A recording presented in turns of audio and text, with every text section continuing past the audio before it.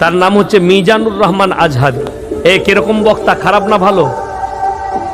মারাত্মক বক্তা কোরআন হাদিস। যুবকরা দৌড়ায় যার কথা শুনলে বাংলাদেশে নামটার লেভেল ওয়ানে আছে। যুবকদেরকে এত সুন্দর সুন্দর ওয়াজ শোনা, একজন মানুষ পাওয়া খুবই কঠিন, ঠিক কিনা?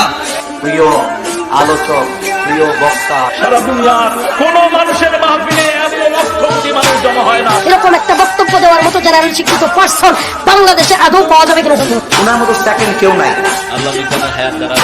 এখন তিনি মাঠে ময়দানে দাওয়া দিতে পারছেন না। সুতরাং মিজানুর রহমানের বাংলাদেশে দরকার। সোজা কথা, সংক্ষিপ্ত কথা, চূড়ান্ত কথা, শেষ কথা, মিজান আবার আসবে, বিজয়ীর বেশে আসবে।